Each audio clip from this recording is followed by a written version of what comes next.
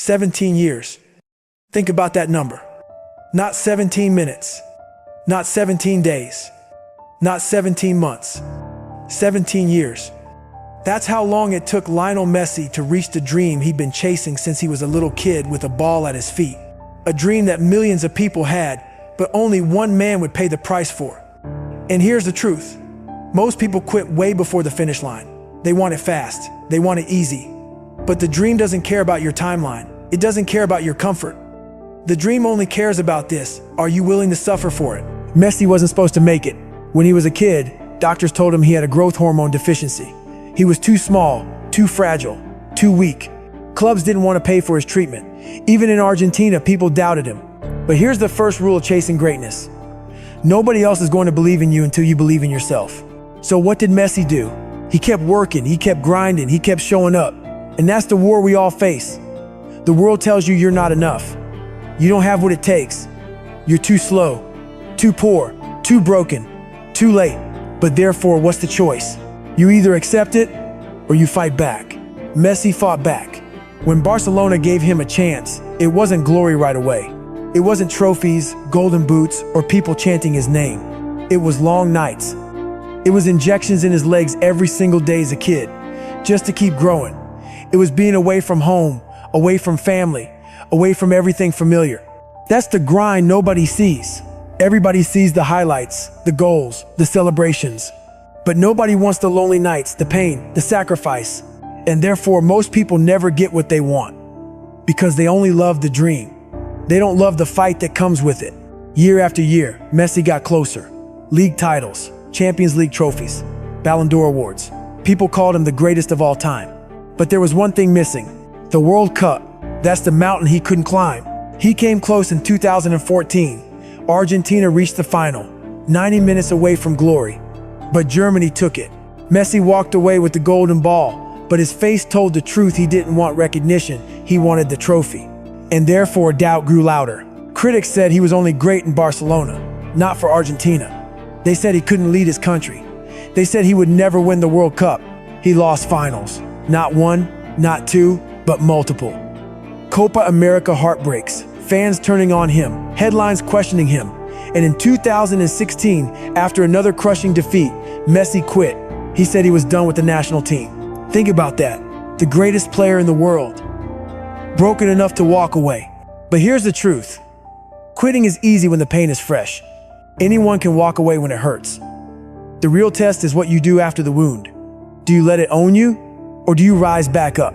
Messi came back. Why? Because the dream never leaves.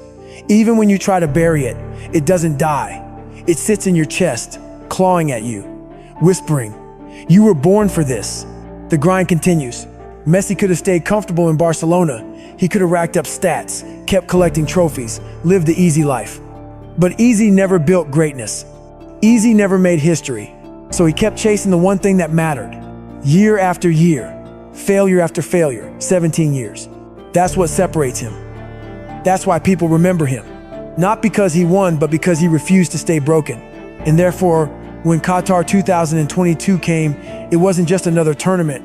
It was 17 years of wait, 17 years of scars, 17 years of critics waiting for him to fail again. And then Messi delivered.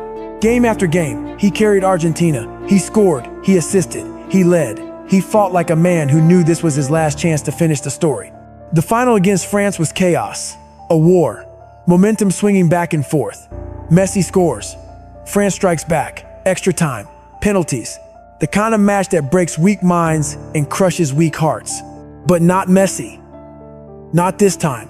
Because when you've suffered 17 years, when you've carried the weight of failure on your back, you don't let the moment slip. You take it. Argentina wins. Messi lifts the World Cup. 17 years of pain. 17 years of sacrifice. 17 years of never giving up.